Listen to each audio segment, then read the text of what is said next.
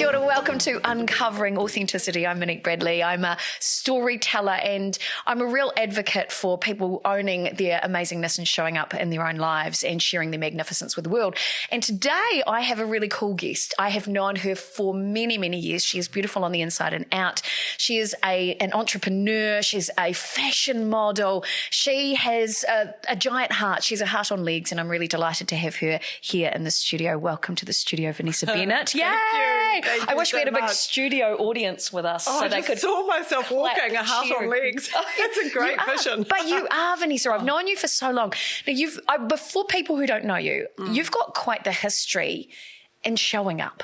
Oh, thank you. So tell everybody listening and watching, tell us a bit about your background, because you've been seen for a long time. Oh, that's. I think maybe I have, but I don't see myself like that. So I arrived in Auckland, I think, when I was about 20 years old, maybe 19. And I was a model when I was young. I did fashion model. I worked in magazines. I had a passion for magazines. And I think for me, I just love people. I love being around people. I love supporting people. I love helping people. So that has kind of become my lifelong goal, especially with women, building women into businesses. iMagazine's 27 years old now. So kind of, I look back when I was young and I looked at magazines and someone who was 20 years old and they were like, the Oprah of magazines. And now it's us. And now, I still feel 16, but I'm growing up. I'm 51. I'm growing up. An actual still 16 on the inside. Now. Yeah. So and we've had obviously the Beauty Book and New Zealand's Best Dining and Chinese iMagazine and iMagazine and now Panic PR. So all of the businesses we have are around women mainly, because women are the high stats in reading magazines. Women and young females growing and becoming entrepreneurs. That's a big focus for our brand. And increasing visibility, because obviously, Panic PR, that is about highlighting stories and visibility for people. Yeah. I want to jump back to when you first arrived here. Young aspiring model, what was it like getting into the industry at that time? You ate a banana a day. You had to be thin. You looked at your body every day. You made sure you were thin. If you wanted to do the shows, you had to have, if you wanted to do bend on, you wanted to do moon tide and all those things, you had to have the right body. So there was a lot of focus on training, not eating too much.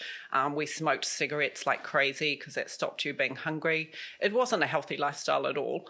I think, unless you're on the cover of Elle, by that time you're 16, it's always going to be just bread and butter work. So, it was difficult. And I think it wasn't good for your self-esteem. Wow. It wasn't something that I loved doing it because I always believed in myself. I thought I was fabulous whether I was or wasn't.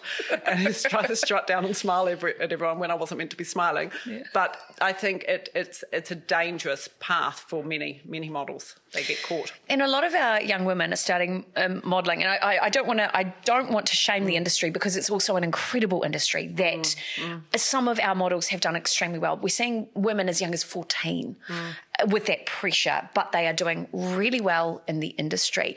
Do you think the industry's changed and is looking after our young models now? I definitely think it has. I think it's incredible. If you look at Fashion Week and you see plus-size models, you see, models in wheelchairs, that's quite amazing that we look at all people and all women and all men and all races. So there's less judgment, but there still are people in the industry, and especially in the fashion design industry, that will only put size 8 and 10 in their garments. And they judge it. They don't want anyone that's officially fat. And that's disgusting to me. I was recently fat shamed by a designer, and I'm a good, healthy size 14. Which is actually the standard size for a woman, apparently. Well, I'm happy with my weight, and he's so often texted me that I needed to lose weight and I need to do this and I need to do that I stopped eating for 3 days. And, my husband had to say to me, "What are you doing? What's wrong?" I had to slap myself. I like who I am. Wow. And so it made me realise that is out there. Wow. Now, I didn't obviously intend for our conversation to go in this direction, because these are raw, unscripted, unfiltered, but clearly this is a big issue that so many people talk to me about, especially having had my own weight loss journey, being big, being small, being big, being small, and the pressure, being trolled in media. You're in an industry now, you own magazines where a lot of people are looking at a lot of people. And a lot of people are photoshopped, and a lot of people are using face apps, and I've done it. It's great. You look all of a sudden fantastic.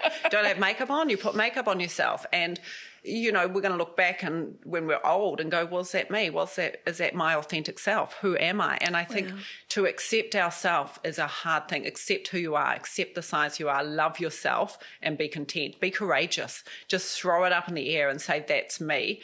I don't know why we judge and why I find myself doing it sometimes too, and I have to have a little chat to myself. I look at a woman, I think, oh, she's so beautiful. She must love being how she is. And then I think, oh, I wonder if she wants to be a size 10. Why did I think that? That's sad. Wow. Do you think, and considering you're in the media as well, do you think is media, there's a lot of people that say media is to blame. Do you think it is? Or do you think it's social conditioning? Or what do you think is the cause? Because you're producing a magazine where people look amazing, and they do, but you also celebrate how people show up authentically in their own skin, however they want to identify. Yeah, I think. What do you think's going on? Media is definitely to blame, and media of past, not always media of present. Media, fashion magazines and fashion designers are to blame. So our past is skinny, thin, clothes only look good if you're slim, which is an absolute lie, I know some gorgeous women that are size 18 and they come out in these colourful cat suits and jumpsuits and it just is absolutely stunning.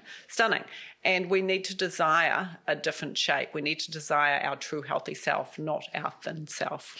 And so this is one of the things I do love about your magazine is that it's really diverse. The people that you feature in there, they're inspirational people. They're business owners, they're entrepreneurs, they're people who are doing things differently. Like recently in iMagazine, you featured our lovely friend Miriam, who did a shoot with her mother over in Prague. Yeah. She's a gorgeous woman, a midlife woman, which I think are the new influencer, let's be honest. Yeah, because totally. she looks amazing.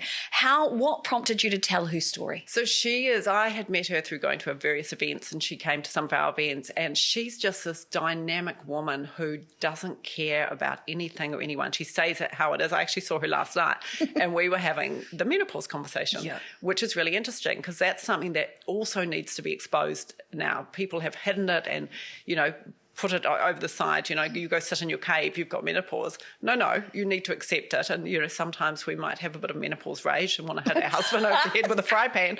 But the minute you acknowledge that and realise it's actually quite funny, so you find yourself laughing about it. So she's this authentic woman who we want to profile, we want to be closer to, we want to understand and know why things don't matter, why it doesn't matter your size, your opinion.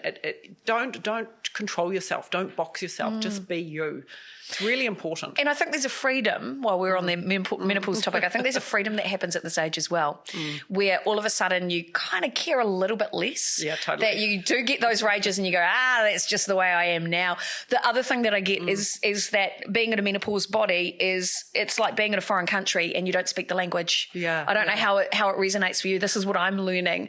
And the cool thing is that I literally am having these conversations, and through conversations, through these shared stories, which I'm all about stories, right? Through the sharing of these stories, we just have that moment where we feel a little less alone. Yeah, and I think the sharing of stories is so important, telling how you feel, don't be hidden. And I've seen it more and more in the media of late. People are talking about it. They're talking about, what happens? Why have I got that brain fog? Why did I walk in the room and wonder what I was doing there? Why am I feeling this sense of anxiety? And, for me, going on the patches, the hormone replacement was absolutely amazing. It increased my estrogen level, my focus. It's not for everyone, but you will find what works for you. But if you hide it and you try and pretend, it's not you, you'll think you're going crazy. Yes, I hear that straight from a lot of people. Are crazy, we are crazy. We are crazy.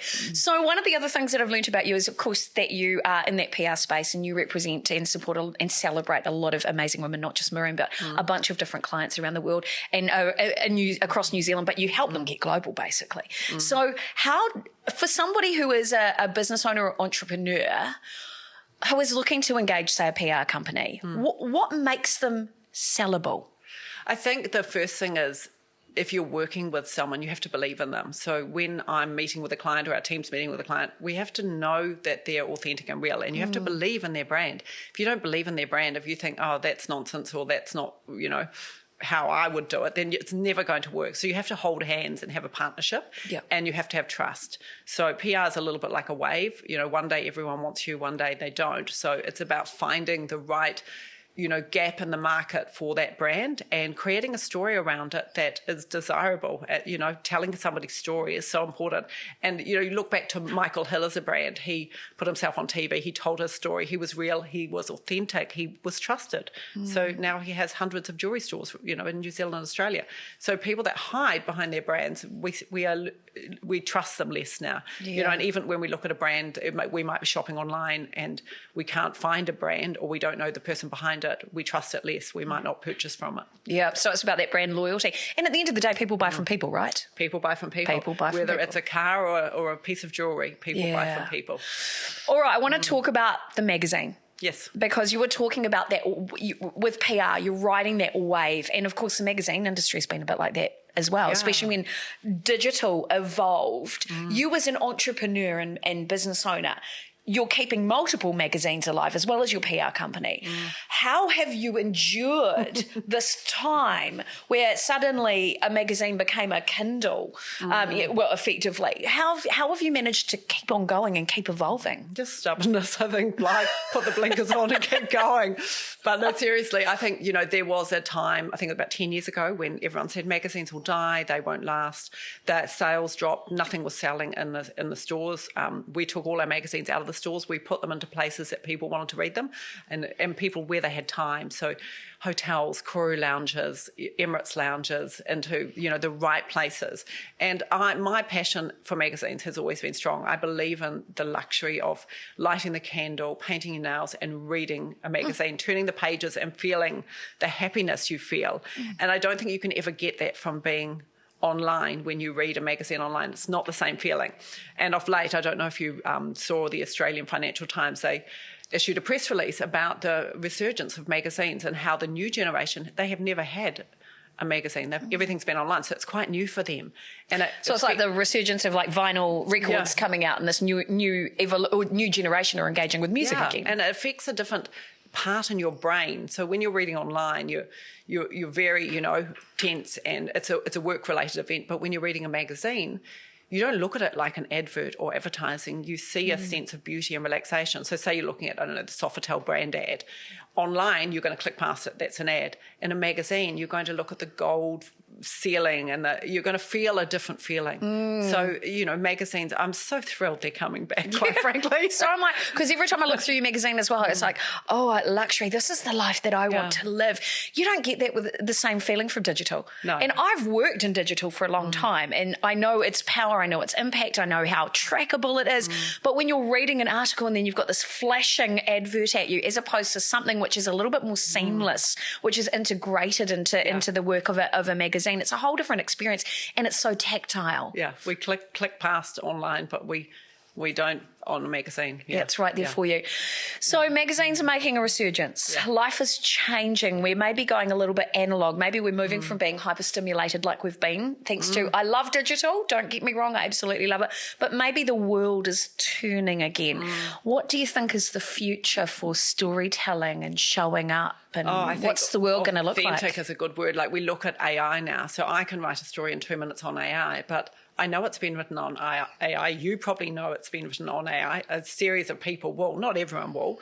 But I think you lose that sense of being authentic by allowing a robot to write for you. So we're very careful how we use that and how we, the future needs to be, the word is authentic. If you're going to tell your story, be real about it and use your own words. I love that. I love that. I love that. Find your voice, use your own words. Oh, that's it. That's one of those Oprah mic drop moments.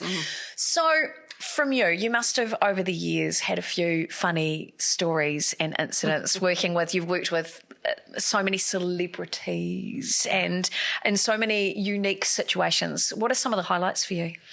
Oh, I can't say all the names. I've had some hilarious moments. I've had some amazing moments. Yeah, I can't think of one particular that I would want to tell you. That you're allowed to tell me. I'm allowed to tell you, yeah. Honestly, being around people creates, it's like when you go for a run in the morning, it gives you energy. for me, being around my clients and helping my clients and building their brands, whether they're established or not, it gives me my energy. And there's a story, I could tell you a story of every single client. I know what dog they've got, what car they drive, where they live, why they are passionate about what they're passionate, because it's not just about, here's my client, let's make some money. It's about a long-term holding hands, great relationship. And it's, I have the most beautiful clients. I'm so lucky. I believe we create our own luck, right? Yeah. So well done you creating that. Okay, so final tips and tricks. You are beautiful.